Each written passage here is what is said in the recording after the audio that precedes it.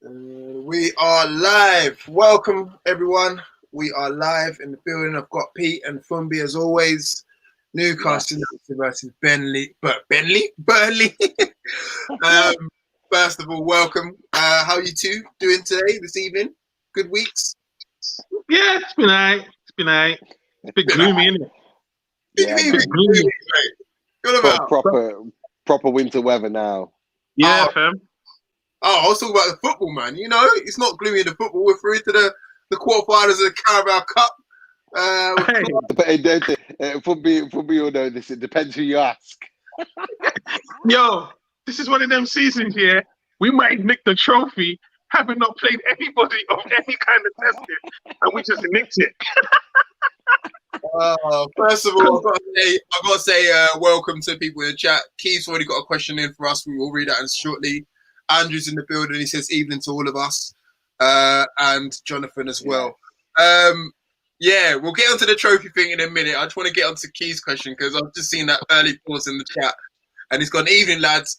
Brentford versus Newcastle, the 40 derby for a place in the EFL Cup semi-finals. What do you think?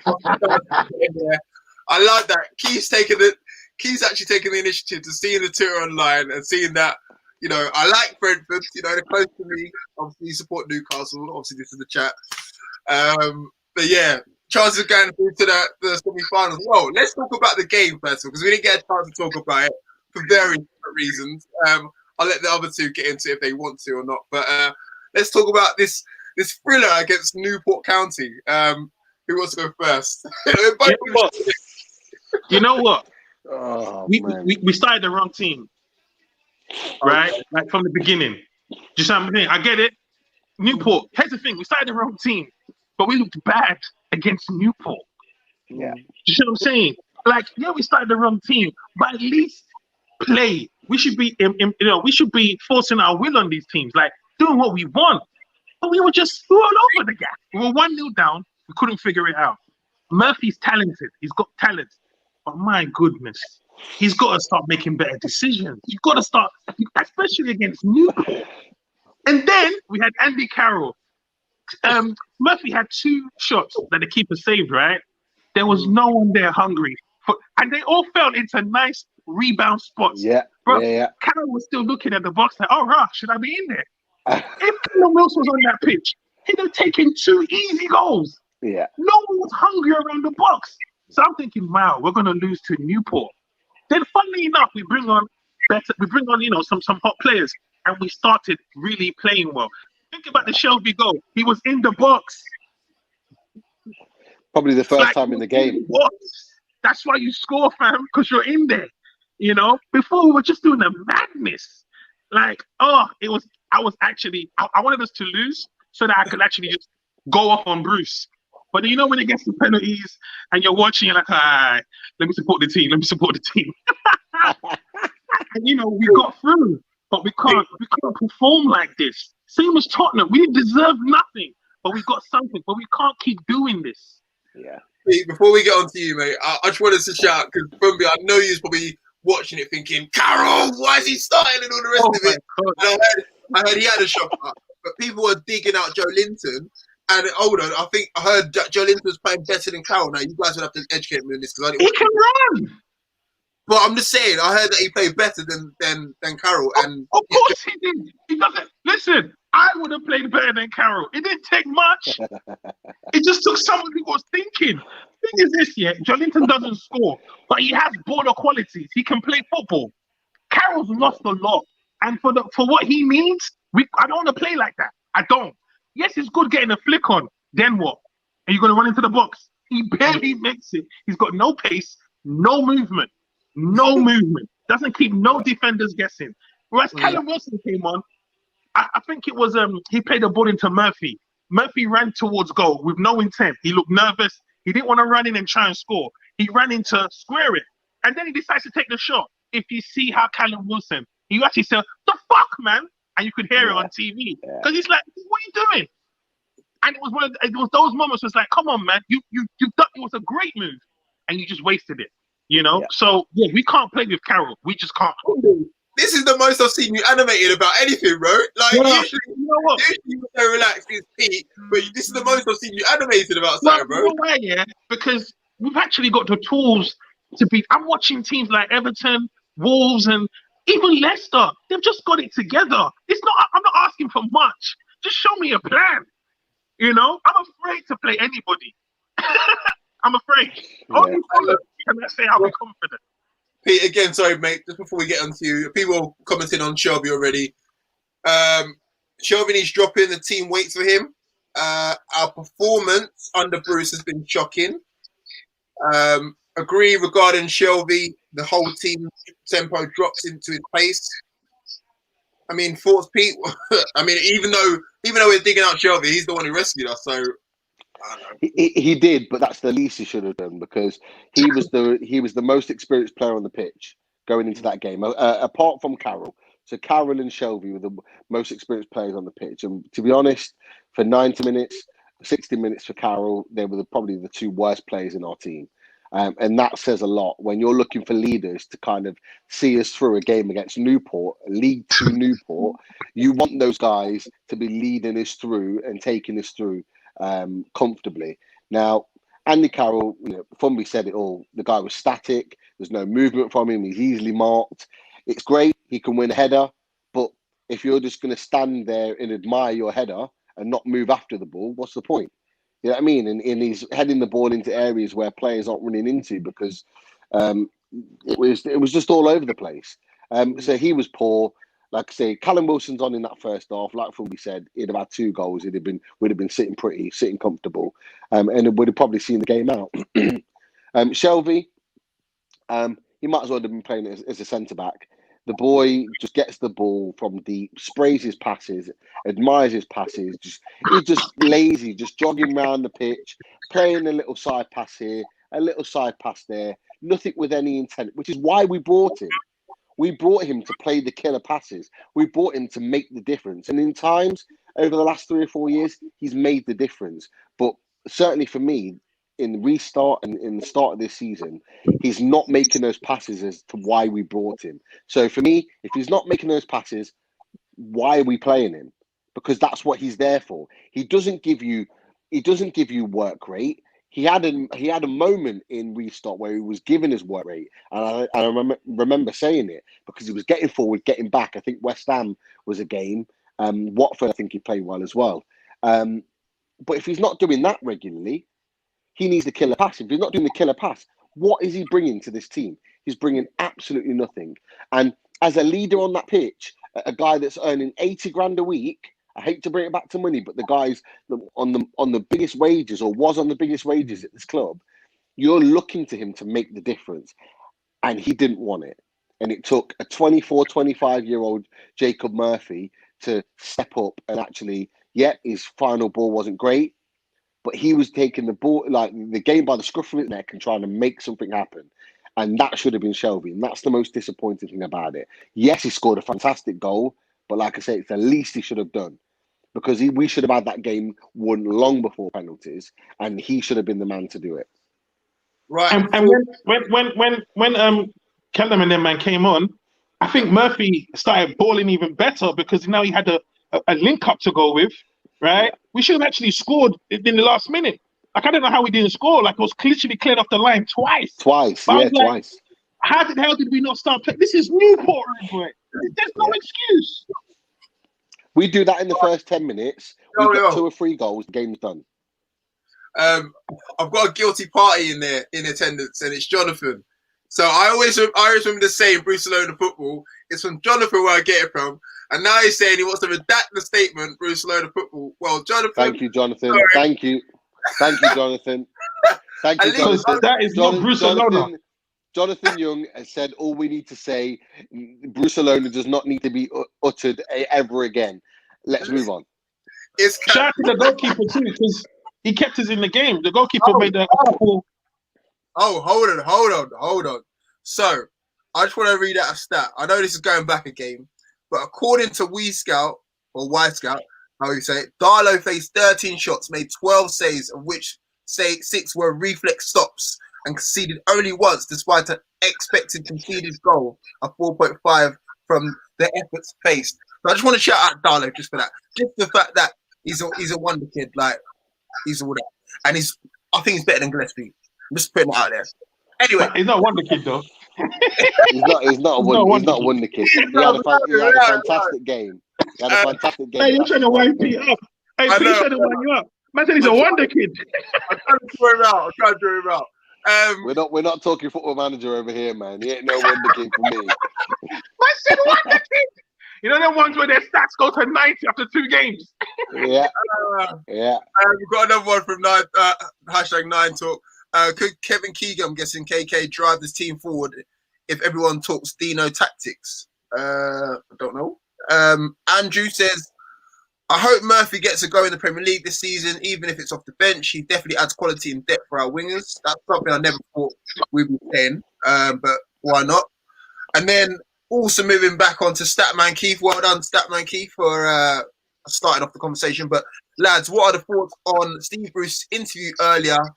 Call for patience. Bruce has said that he needs time, and even took Jurgen Klopp a few years to get Liverpool to where they needed to be. I mean, the rudeness. Why would you even name drop Jurgen Klopp? Why would you do that? There's no signs that all you need is a bit of time. It's not time that's the problem here. It's where's your football? They've given you quality, and we don't look quality. Oh, look, I'm sorry, right? Like, Bruce has been managing for 20 years plus, right? If he can't get a team nailed down by now, right, he's never gonna do it. And let's face it, he's never gonna do it. So look, he's living on borrowed time. Each result is giving him an extra game, but at some point he will get sacked by Newcastle United. There is no doubt about that. No doubt. It's just a case of when and where. That's all it is. Okay. So all we're doing is riding the Bruce endgame wave. That's all we're doing right now. Okay. And I think most honest fans know that that's the case. He's got no longevity at this club, takeover or not. Right. He's living on borrowed time. Hey, listen, under Rafa, I keep telling people, don't get it twisted. We were playing good football. Yeah, we didn't win every game because we didn't have the best of squads. But come on, man. We looked like a team. Sometimes we lined up so well. I was just calm. Even with the 1-0s, I'm like, yeah, we're good. I remember we beat Leicester at their ground. And Leicester were playing well that season. I used to Perry's header. They couldn't see us for the rest of the game. That's how we were balling. Now, I don't even know what we're doing. When I watch this now, I literally just say, they're going to give the ball to ASM and we're going to hope something happens. Yeah. That's not football. There's no game. Sean Longstaff looks worse than his brother. Yeah. Like, you know what? Sean Longstaff looked a little bit more like the player that we knew, right? And yes, it was against Morecambe, but I honestly believe, I don't think we understand how important Isaac Hayden is to our midfield. Because when Isaac Hayden plays, it doesn't matter whether he plays with Hendrick, whether he plays with Shelvey, whether he plays with Longstaff. He makes those players around him better in that midfield. You look at that partnership of Longstaff and Shelvey on Wednesday night. That doesn't work. It doesn't work. You put Hendricks and Shelvey together. It doesn't work. Hayden can play with anybody, and he's crucial. This is why he didn't play midweek. He's crucial to what we have going forward, which is why he's been given a 5-year contract. Okay, I think if Newcastle had seen what Shelvey's been producing right now, I think they'd have sold him in this window. Let's go back to Keith's earlier question about our chances to get through to the semi-finals. We took up against Brentford. I saw Brentford against Fulham. Ben Rama absolutely spun my man before. Oh, wow. He definitely needs to be spun him into next week. Hector's still dizzy, man. Hector is still dizzy right now. Dizzy, bro. I mean, I'm scared. I mean, the fact of the matter is we might have the likes of Manquillo up against him, or even Lascelles if he's back against him. And I'm just scared that he's going to do the same against him. So, to answer your question, I'm hopeful that we can get and beat Brentford. They are a championship side, but I don't know right now. I really. Well, here's the thing. The good thing is the game is not till December. So we have time. And by that time, we would know the night before the game, we know exactly what's going to happen because we'll know exactly where we are in the league and whether Bruce has managed to put any kind of stamp on this team. Now, if we're flying all cylinders, I'm not worried about Brentford.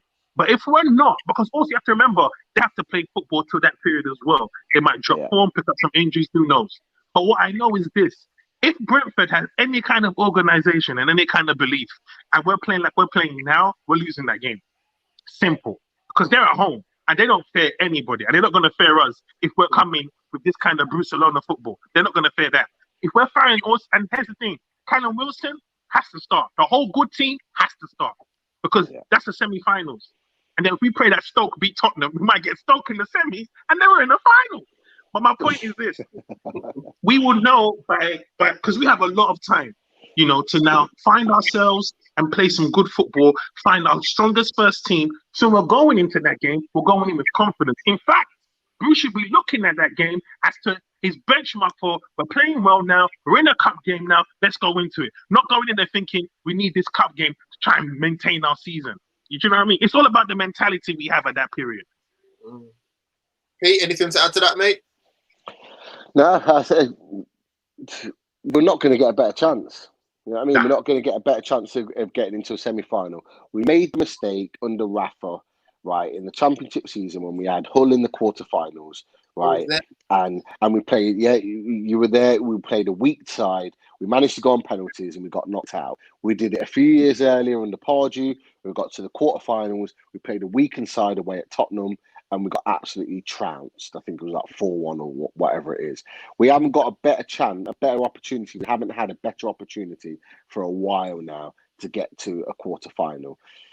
Fumby's right. We play a full strength team. We don't care whether it's midweek or not. When you've got an opportunity to get to a semi-final, you do it. And I believe that Bruce will, because this is all part of Bruce's way of convincing the management that he's still in charge. If he gets us to a semi-final, regardless of our league position, he can say, well, I got us to a semi-final of the cup.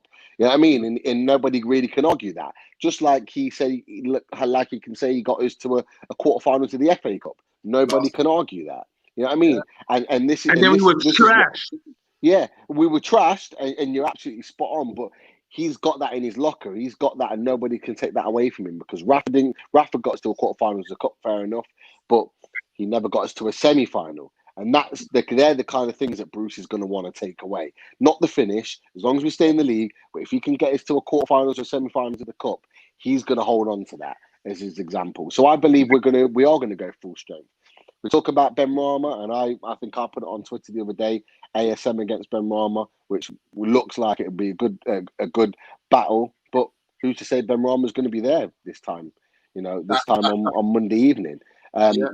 By Monday evening he could be at a Premier League club, so we ain't got to worry about him. And maybe one or two other Brentford players might disappear. So I mean, like who knows? Who knows? We'll have the Bradford back. We'll have potentially Richie back by then. We'll hopefully not have any more injuries, so we'll have hopefully a full squad to choose from. So really, we should be going there confident. Why not? We're a Premier League side. We've got a squad, really, of players that are top 10. Why shouldn't be confident of going away at Brentford in the Championship and getting a result? We should be confident in doing that. And in fact, our away performances have been better than our home performances for a while now. So, that works in our favour. I would have wanted a home draw, but actually thinking about it, our performances are better away from home. So it probably, it falls in our favour a little bit more. So, I'm excited about it. And that Bruce looks still going strong. I've never known, we've gone through FA Cup, League Cups for so many years now and got screwed over by Man City away, Chelsea away, Arsenal away, Man United away. We've had so many bad draws, but he just keeps pulling out the luck. He's had the luck of the draw with some of these draws that he's been getting in the FA Cup, the League Cup. We need to take advantage of this because it won't happen forever. Pete, I'm just going to cut in and read some of the comments. So Andrew says, I reckon it's 50-50 game against Brentford. Just depends on what happens from now till then. So pretty much what you guys are saying. Birmingham won the cup and got relegated. What is the preference?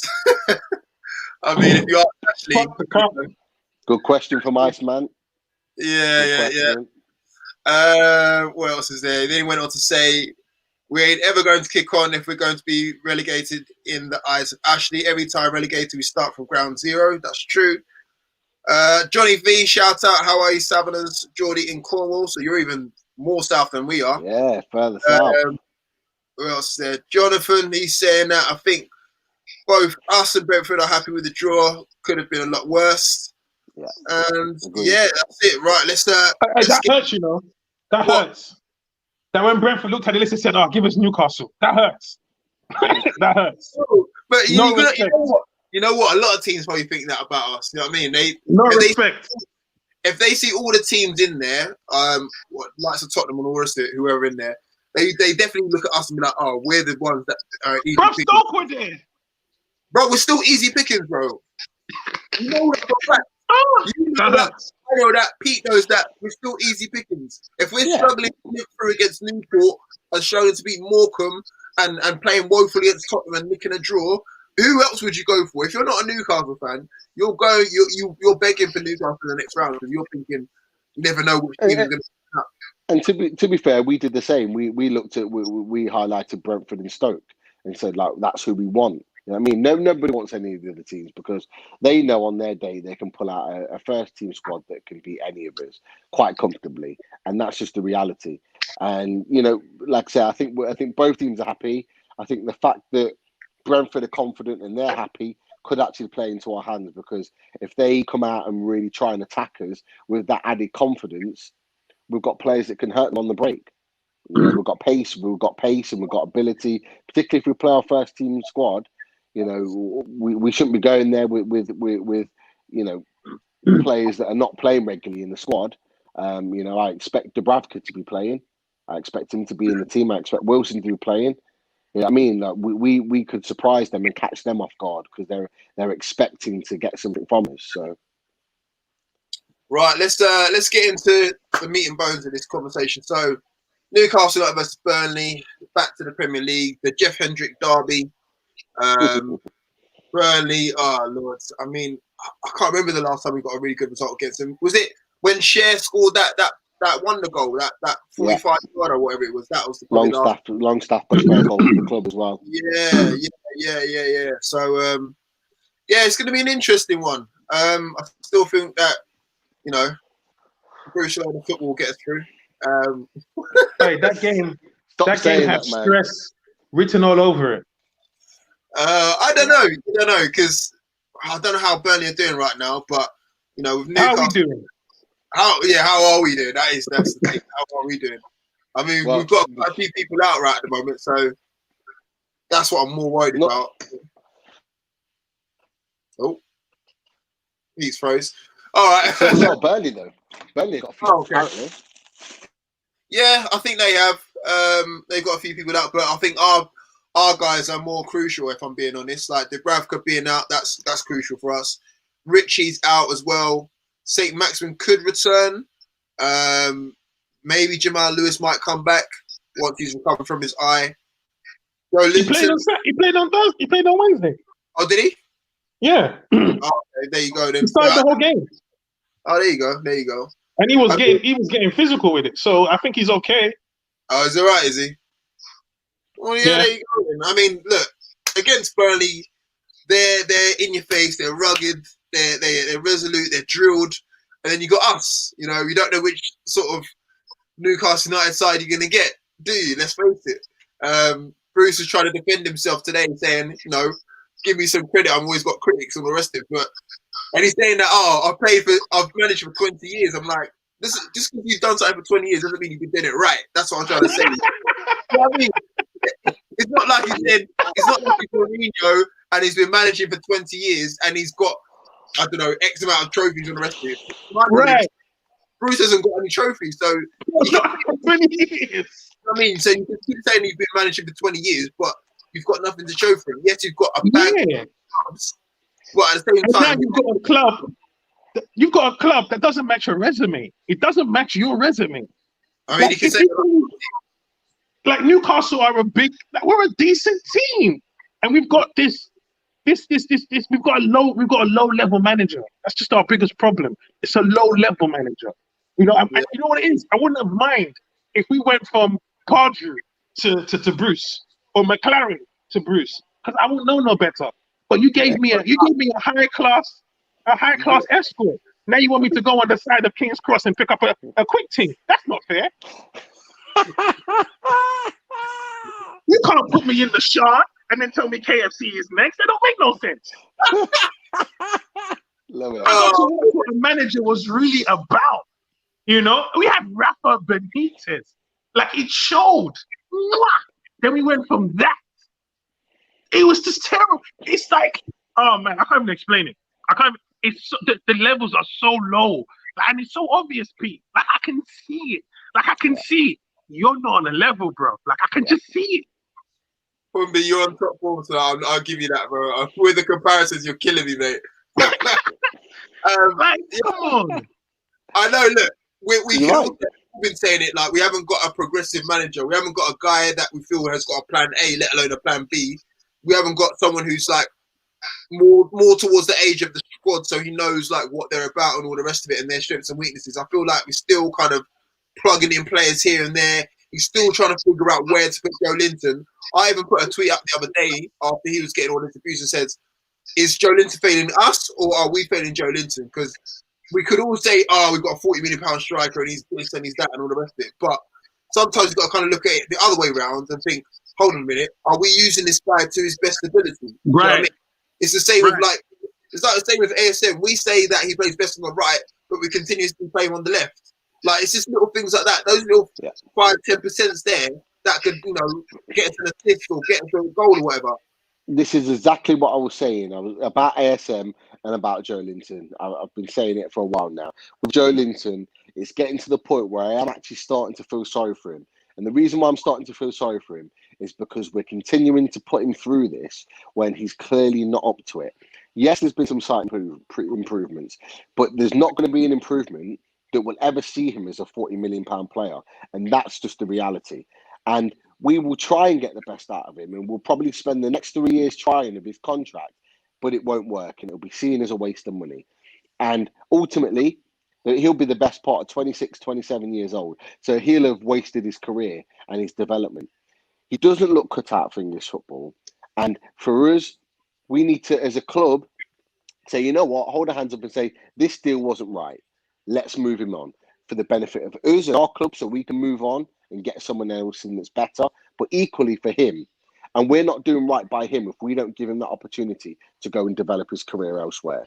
Right? There was interest in Turkey. There was interest in Germany. We should have loaned him out this season. Look, he might play better, a little bit better in performances, but he's not going to get to the level that we need him. Right? He's always going to be a squad player because you're always going to have an ASM and you're always going to have a Ryan Fraser. And maybe you're going to even always have a Matt Ritchie that are better than him and are going to be first choice in that squad ahead of him. And that's just the reality.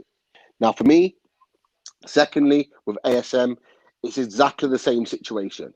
You look, right, and I don't know if you watched ASM at Nice before he came to Newcastle. Everything he did that was good at Nice, the reason why we signed him is because he played on the right-hand side. When he scored, when he looked dangerous, was all down the right-hand side. Why we're playing him on the left, it makes no sense whatsoever. And tactically, Bruce hasn't seen that. It's been over a year. Bruce saw the way he played on the right-hand side against West Ham. And there was a couple of other games as well where he played on the right-hand side and looked dangerous over restart. As a manager, that should be your, right, okay, that should be your moment where you say, you know what? Let's play him there. Let's play him to his strengths. Let's play him where he can run at players and be direct and not have to cut in all the time where defenders are just going to double up on him and it's easy pickings. Because that's what it is at the moment. You watch him down that left-hand side. He runs, cuts in. He's got two men marking him and it's job done. And he can't produce anything else. He can't go on his left. He struggles with it. So play him to his strengths.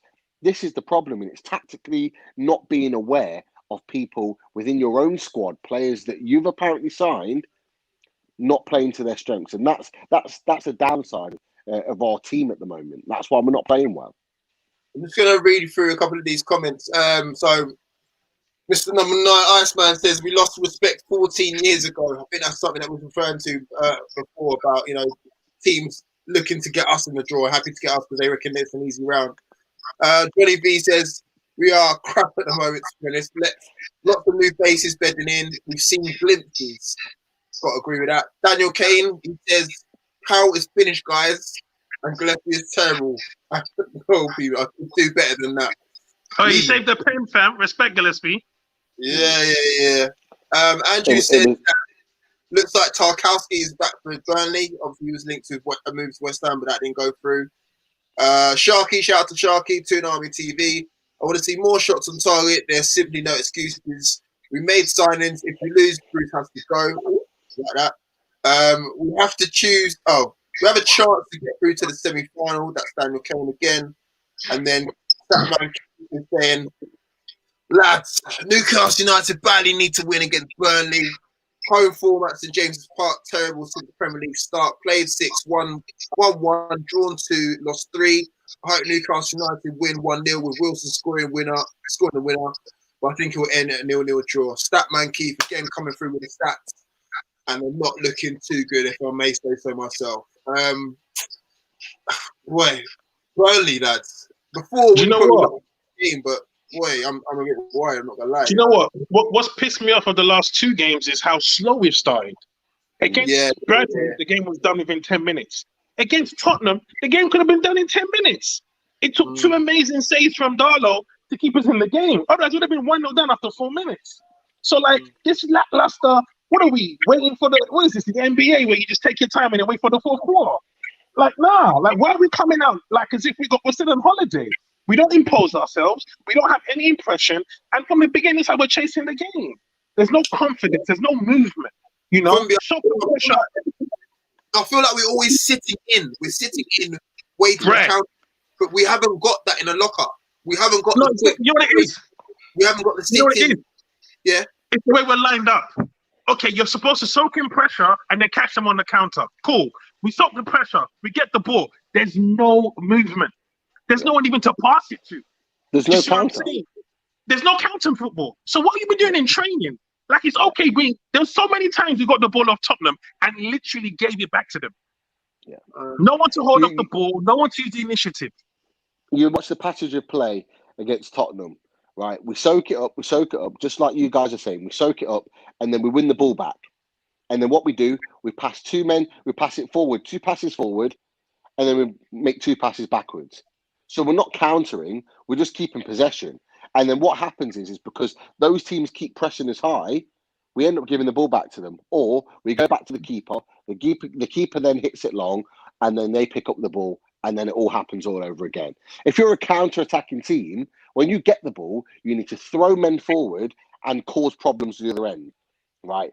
And if we did that to a team like Burnley, we would score goals.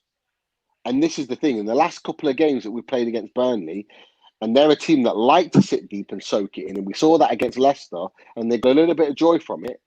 We need to make sure that we're, like you said, we're putting our impression on them, that we're playing with that intensity from minute 1. Why can't we be what Brighton were?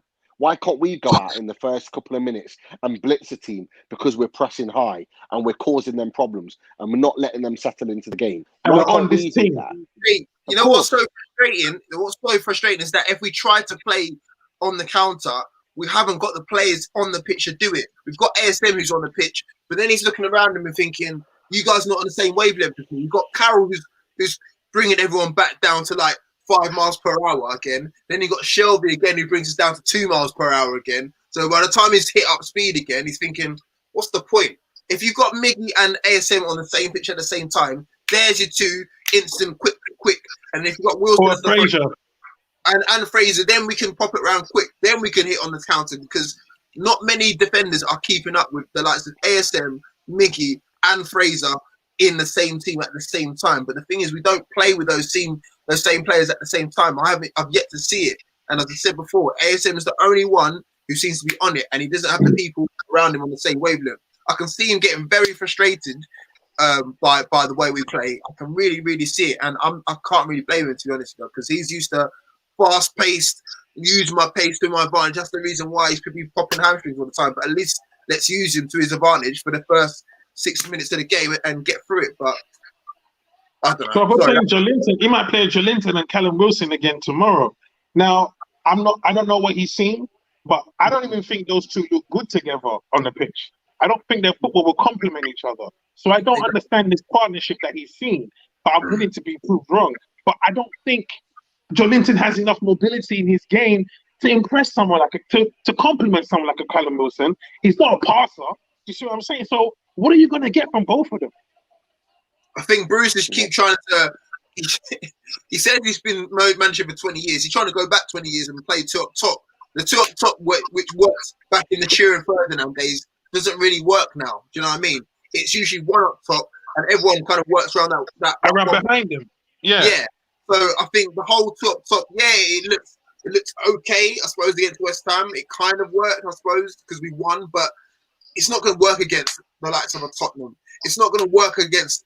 Maybe against the likes of a Burnley where they're physical and you want Carroll on the pitch, but at the same time, maybe play against them and say, look, if they're physical, use pace. Don't touch me. Yeah, look, you can't catch catch me. Yeah. So I don't know. Baffled, bro. Pete, if you're a big physical centre back, Carroll's your dream. That's what I want. I want to get down and dirty. He's not going to spin me.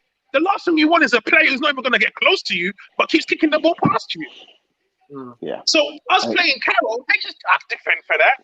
And because Jolinton he hasn't got killer instinct. I just don't understand how him and Callum are going to work. He's not on it like that. I don't know. I'm just going to read a couple more of these comments before I get to you, Pete, mate. So Statman Keith again. Lads, great show again. Fumbi is on fire tonight. Fumbi should be giving NUFC team talks at half time. To be honest, you have been on fire tonight, Fumbi, man. I would love to see your team talks, bro. You'll be slating everyone. You and Pete be laying into everyone, bro. Imagine that. Remember that first time we had the stream when we got all the signings? We were all gassed in it. You see what I'm saying? I was excited. But he's killing my fire, bro. He's killing that flame. No, you're right. You're absolutely right, and that's what we don't want, is because we've got players that are coming in with pedigree. You got Lewis that's coming in. They got relegated, but coming off the back of a good Premier League season individually for him. You got Wilson that's got a hunger. You saw the interviews, you saw the talk, how he wants to get goals, that he wants to get back into that England team. He must be looking at that England squad that's just been released and thinking, I've got a place in there, man. I played more minutes and scored more than Tammy Abraham. So why is he getting in that squad? So he must be looking around and thinking, I need that ball. Yeah, to be fair, Calvert Lewin's been scoring goals. So but he's looking at that though. Yeah, of course, he's looking at that because he's a rival for potentially the Euros. But he must be looking around, knowing that he's not in that squad and thinking, Shelby. You know what I mean? He must be looking at ASM. He must be looking at Fraser saying, you need to give me that ball Saturday night. I need that ball because I need to put that ball in the net. And that's going to be, that must be his mindset right now. You've got Hendricks, he started well, but he needs to be given more. He does. He just needs to be given more on the pitch. Do you think the right side works though, Pete? To be fair, he wants to play as a centre midfielder, so I think he's going to play games as a centre midfielder. And because he's Bruce's signing, I think he'll get minutes as a centre midfielder. And it wouldn't surprise me. It would not surprise me whatsoever if Shelby doesn't play tomorrow and he plays Hendricks and Hayden and he goes for graft and work-like attitude. And if we need Shelby late on in the game to make those type of passes, the passes that we know he can play, he'll bring him on. The same with Andy Carroll, is that impact and go sort of long and win those aerial battles. And to be fair, that at the moment, that's what those guys should be. They should be impact players. Just going to read a couple more. So, Daniel Kane, I think Bruce can get us to a final. We will beat Brentford and possibly two-legged semi. Never know, guys. We can only play better. Diolo Barber, shout out to our boy Diolo. We're going to lose like 3-1. The squad is a joke. Steve Bruce needs to leave. He does not understand how to play football. how the Rust is Leeds playing better football than us. Laugh out loud. That is true, you know. Leeds have just come up, yeah. Leeds have just come up and they are killing it at the moment. Narrowly got beaten by Liverpool first game, and then since then they've just been smashing it. But to be honest with you, Bielsa ball. You know what I mean? Like there was never any doubt in my mind that there wasn't going to play well. So they got a good manager. So it is what it is. Look, guys, Leeds are riding the wave right now. We talked the same about Sheffield United, and they continued it. Fair play to them. We talked the other year about Fulham. We talked the other year about Norwich, who started well. These teams will ride the wave because they're riding the wave of being a team that was, and they're used to winning week in, week out in the Championship. But it's a long Premier League season. It's a long Premier League season. That's all I'm going to say. And as they step foot in the Premier League and they realise that they're going to have to play at that level every week and not have a bad moment, that's what happens. And the key that I've said about Leeds is that Leeds have bad moments. Even in the Championship, they have bad form, right? Where their pressing and their intensity drops off and they're not the same team. And that's where they'll start getting picked apart against Premier League teams. And I'm not just talking about the top teams, I'm talking about other teams around them. Because like what happened to Sheffield United, it happened later on in the season, but when teams started to figure them out, that's what's happened. And that's why they've got to spend 23 million on Ryan Brewster. That's why they've had to go and spend it, because they can't rely on winning 1-0 now because they're leaking goals. Dean Henderson's back at Man United, who was probably their player of the season. You know what I mean? So, look, it swings and roundabouts. It will all come round. It will all come round as the season progresses, right? So everyone's giving the hype and everything to Leeds, and that's okay. That's fair enough. They deserve it at the moment. I don't think it's going to last, if I'm honest. I'm just going to put like a predicted lineup on the screen right now. You can see it going across the screen now. Any sort of changes that you might want to make to that? Carlo in goal, Manquillo, Lascelles, Fernandez, and Lewis at the back. Hendrick, Shelby, Hayden, and saint-maximin, and then Joe Linton and Wilson. I've got this on the website, by the way, so don't shoot the messenger. I'm just putting it on there. But any other changes you would make? I heard someone, I think Pete, you said you put Hendrick in the middle and drop Shelby. Probably bring in Miggy for that. For Shelby, would you do that or for Joe Linton? Well, I mean, there's an option of doing that. I mean, look, Hendricks I think will play because he's playing against his old club. So I think Bruce is very much like that he'll want to play Hendrick. I know he's got a loyalty to Shelby, but I think that might be an option, particularly because of this type of game that we're in. But yeah, Miggy should be coming back as an attacking midfielder. If we want to be playing them fast pace on the counter, Miggy's your man. Miggy's going to do that running in and behind Callum Wilson. He's going to be an added threat. And then it's just a case of whether ASM and Fraser are fit. I hope both of them are fit, and I hope both of them play. Fraser's had a good few minutes now. The guy needs to start playing properly. He needs to be starting games. If we want him up to speed quickly for the bulk of the season, he needs to be playing. No, I agree. Bumby, any different changes that you'd make to that, mate? I'll bring on Miggy for Joe Linton. I don't really see why he's in the team. I don't get it, but yeah, I'll just bring on Miggy for Joe Linton simply because, like Pete said, he can actually run, and he can pass, and he can assist. Joe Linton can't do any of those. He's not quick. His hold up game's not the best. He's got a few touches that sometimes he impresses me, but sometimes his thought process doesn't. I don't get it. Whereas someone like, I think by now, my thing is Callum Wilson and Miggy should be in a relationship. You see what I'm saying? Where they know each other, that this guy knows how I play, he's got the pace for me, he's got the pass for me. That's what I want. I want them to be in a relationship. That's not going to happen with Joe Linton. They're not going to be in a relationship. They're going to break up. The reality is that they're not going to form that relationship if they don't play together. You know what I mean? Yeah. Like Miggy's played a lot of games in the cup. Wilson's been rested.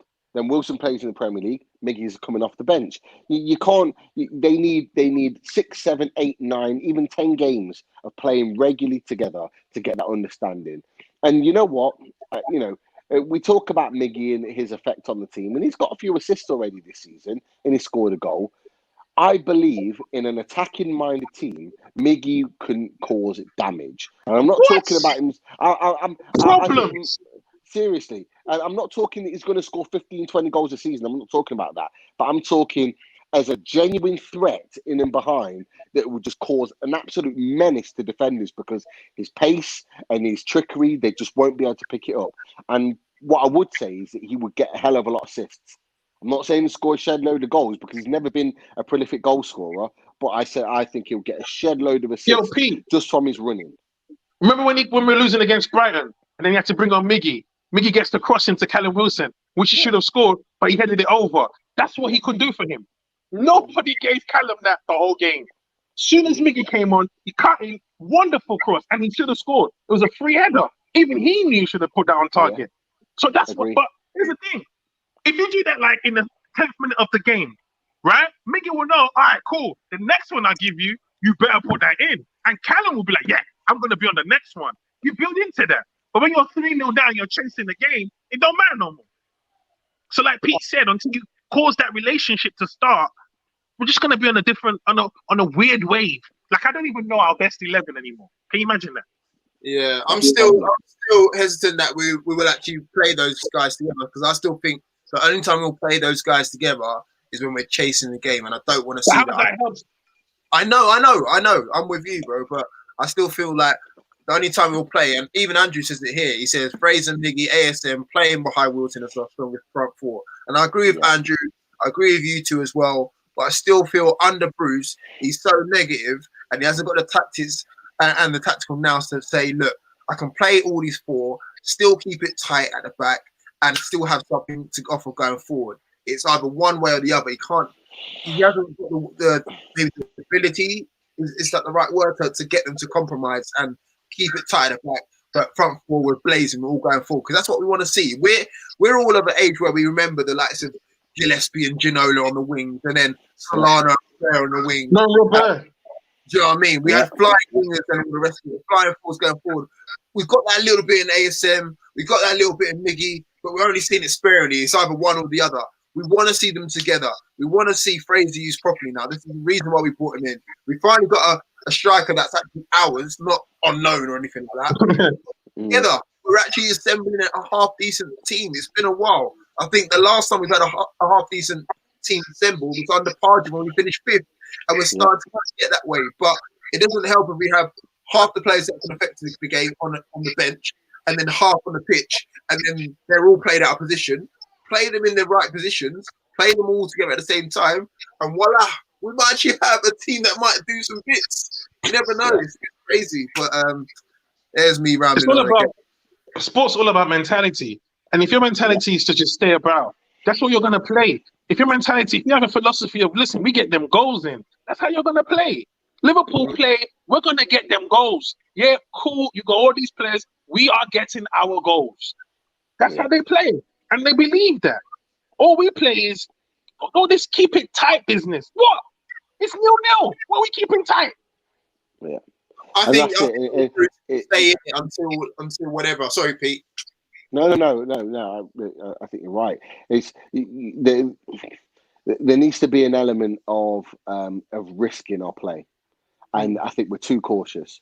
And the risk is actually getting the ball and saying, you know what, let's get our top 4 games going forward. Forget them going backwards. Let's get them going forward, and let's them as an attacking 4. Let's get them attacking their defenders, and let's try and put the ball in the net. And playing at home is the perfect opportunity for that. We're the home team. We should have the emphasis on the game. But too many times last season, against your Norwich, against some of your other lower teams as well, whether it was West Ham or whoever it was, we tended to play too negative. And because of that, we don't pick up points. We should be going out and saying, we're the home team. We want to get 3 points. We're putting the emphasis on the game. And that way, what that does, it switches the other team's mentality because it puts the shit up them. They don't know what to do. So what they do is worry, so they sit back in. That's exactly what we need to do on Saturday. This is a 6-pointer for me, because if we win this game, You know, you're looking at what? The best part of what? You're looking at 7 points, okay, from our first, 3 or 4 games. That's not a bad turnaround, to be fair, right? And we've got some tough games coming up. And with those tough games, we're not likely to pick many points up. So we need to get 3 points here. And it's these type of games, and we've talked about it before, we've all said it before, it's these type of games where we need to be beating these teams. We need to be beating the Leeds, the West Broms, the West Hams, the Fulhams, the Burnleys, the teams in and around us. We need to be beating them because there's too many of them last season that we didn't pick up points against, right?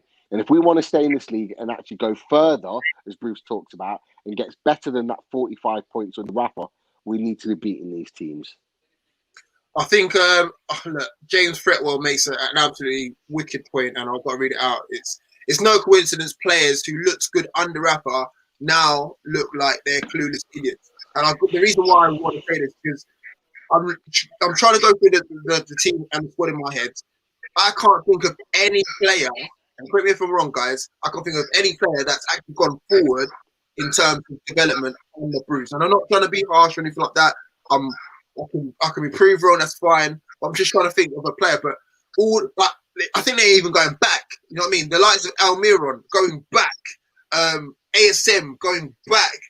Lascelles was coming on as a strong defender. People talk about him for England going back. I'm not. Yedlin's done. Yedlin, he was done a long time ago. I mean, there's other steps still. Shaw, perfect example. I don't know. Before we get to Shelby, Shaw's a fantastic point because I don't know how you've gone from Shaw scoring screams against Burnley, player of our season, I think he was, and then now we want him out the door. Like, it's just crazy. Getting on to Shelby now, I think Shelby's the only one who actually wants Bruce to be here, only because he's getting game time under him. Because under Rafa, he isn't getting the game time. The markings. Rafa sussed him out because he was the one who wasn't putting his weight. Hayden was playing, and I think it might have been Longstaff or whatever. It was. Yeah, he was using Shelby sparingly, only because he could see right through him. Now Bruce is throwing him in there every single time. Every single time, you notice that we're interviewing Shelby a lot more now, and he's singing his praises only because he's getting game time now. So that's the only player that you could probably say, the makings of a manager. I thought Shelby was done with us. I wasn't even missing him. I think he played against the 4-0 against Fulham. Rafa just gave him have a good day with the team. Just gave him a little chance. Rafa iced him. And that's why I love Rafa. You ice them, man. You don't give them a chance. You don't put your arm around them. You're going to play ball or not. You know what I mean? I'm paying you, like Pete said, 80 grand a week. I don't have to motivate you. I don't have to do that. Bring your A game. Like you said, Bruce has come in. This guy's damn near the captain. Yeah. And he's not earning his performances no more. Because he's just, he's got the talent, he can pass, but he doesn't move. Yeah. It's like he's content. Seriously, I'm convinced, and I won't be convinced any other way, that if Rafa Benitez had stayed in that summer last season, Shelby had been gone by now. He'd have been playing for West Ham. It's as simple as that. There was all those links in the run up to the end of the season. There was all of those links with him and West Ham, all the way through the second half of the season because he wasn't playing. He was getting 5 minutes here, 10 minutes there. He got the start against Fulham, but that was it. And that was Rafa Benitez saying that, yes, you're a good footballer, but you need more than that to get into my team. Yeah. And you know what? Fair play to him. You know what I mean?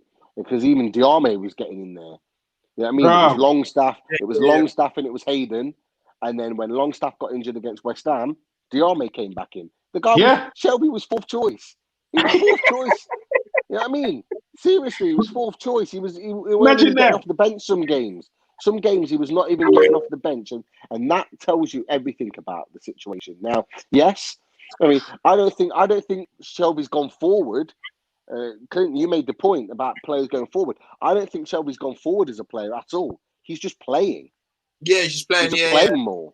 He's just getting more minutes. Did you see how Rafa had Ayose scoring before he left? Like, we were scoring bangers. Yeah, I was just like, this is my He did it the season before, though. He did it the season before. He had that run in the second half of the season. Right, the last two Rafa's last two seasons, right, at the club, he had him scoring goals for fun. And that was Jose Perez. You look at Jose Perez now, 30 million player for Leicester. My man's getting subbed after 60 minutes every game. Because, You know what I mean? because the truth is, Rafa was making him play his best football. Because he's like, I'm going to put you through here. Whereas in Leicester, he's playing against players who are already on that level. So it's like, bro, you got to impress here, you know? Yeah. But then what does our chairman do? He sells him and you get rid of the manager. What did you want? What's your plan? Oh, man. I'm just going to, let me read out a couple more of these comments. Johnny Fee, Bruce has inherited a defensive team when he's actually an attacking bloke. Okay. No, he's a defensive bloke. Bruce is a defensive bloke. Hold on. Jonathan Young says, I can see a draw all the way tomorrow 2-2. We'll get your thoughts, guys, in a second. Johnny V then comes back and says it's time to change. I don't know if that's change in manager or change in tactics. Then he goes on to say, Rafa's brainwashed the players to play one way. Okay. I mean, I kind of agree to that, but we'll get on to that in a second. Diallo Barber, again, he's saying biggest mistake made was not signing Rondon and Jetro Williams. You've got to agree with that one. And then Johnny B says, I love the army as well. All right, so guys, let's get your thoughts on how this is going to go down. Let's get some predictions from you two. I don't think it'll be 2-2 because I don't see Burnley putting two past us. But I would like to say 2-0, but my spirit says it's going to be a 0-0 draw. But I think 2-0, Callum Wilson twice. Okay. Pete? I think it'll be a close game. Like from said, I think it'll probably be 2-1. I think we'll win 2-1. I just think the attacking quality should shine through, and we've got attacking quality there, so it should shine through. I just want to see an attack-minded performance. I want to see us really go for the throat of Burnley, who have not started well this season, and I want to see us really take advantage of that. Bruce has got a lot to prove, but yes, he's got 4 points on the board, but that can change around very quickly. That 4 points, can see us in the bottom half and in the bottom three very, very quickly. So I just think it's going to be a tight game, but the attacking quality should come through. It's a 2-1. I think I can't agree with you guys. I think I'm more wary of Burnley's attacking threat in terms of McNeil and Woods. I think if we keep Woods quiet, because he gave us a game, I think it might have been the last game. If we just keep him quiet and he doesn't body Lascelles or Fernandez or whoever plays in centre defence, then we should be all right. I think they will score though. I think they will score first, in fact, because I don't think. No, if they score first, we ain't scoring back.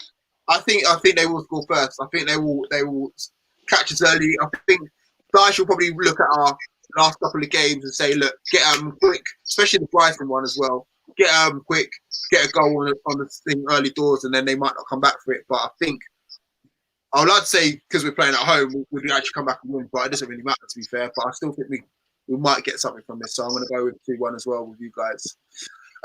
What is any final thoughts before we wrap up?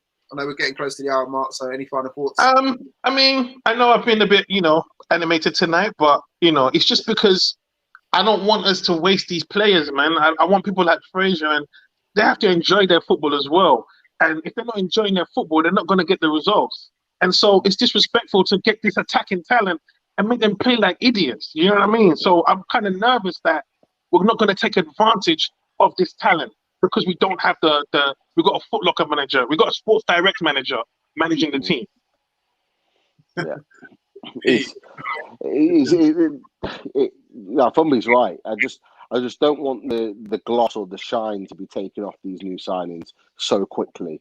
These guys have not even kind of got their foot in the door, and already it's looking like after a couple of games that the shine's already coming off. And that's what you don't want. You want these guys to still be hyped up and still be buzzing about playing for the club. But when you're playing five at the back and you're not having any attacking intent, the likes of Wilson and Jamal Lewis, who are attacking-minded players, you're bound to get frustrated. Now, I'm hoping that's only for one game and that we're not playing that way again. But we need to get these guys showcasing their abilities. We need to play them to their strengths, because ultimately that's why they signed for the club. Because we watch them and we saw their abilities and their attacking intent, and we said, yes, we want that in our team. But we need to be able to put a team out that's going to showcase those abilities, to be able to play to their strengths. So we need to be seeing that. I want to see Jamal Lewis bombing down that left-hand side, whipping those balls into the box like he did against West Ham. I want Callum Wilson flying into those channels and on the receiving end of balls getting whipped into the box. We haven't seen enough of that yet. That's what I want to see on Saturday. That's what I want to see tomorrow. Okay. And I want to hear them hit the post again. I want to hear shit like that. You know what I want to hear? I want to hear Callum Wilson hit the post for the third time, getting closer to his hat trick. That's what I want to hear. You know what I mean? That's what I want to be hearing. You know when the goal goes in and the comment says, "Well, it's been coming." That's what I want to hear. Yeah, usually gets stuff anyway. Definitely. Anyway, guys, we'll wrap it up for there. Just a reminder, guys, for the game tomorrow, it's at 8, so we are the late game. So, yeah, I know. They're gonna make us wait for that. After time for me, mate. So you might have to fit in, stay up. So the stream will probably start at around 10. We won't stay on too long because you probably want to watch your match a day, especially if we win. But yeah, thanks, guys. Yeah, exactly. It's all about match choice. I don't watch match of the day nowadays. hey, if we lose badly, watch me message you. Kind of tired tonight, guys. I'm gonna. Exactly. If we lose tomorrow, guys, one of them ones where it's like, where it's on the chat, like, I'm not feeling it tonight. Let's bottle it, guys, tomorrow. Listen, if you don't see Fumbi, you know why. You know the reason why. Yeah. All right, thanks, guys, for listening. Shout out to everyone in the stream: Andrew, Jonathan, Gary, Keith, everyone else listening in, and we'll see you guys tomorrow. Peace. Cheers, guys. Easy, boys.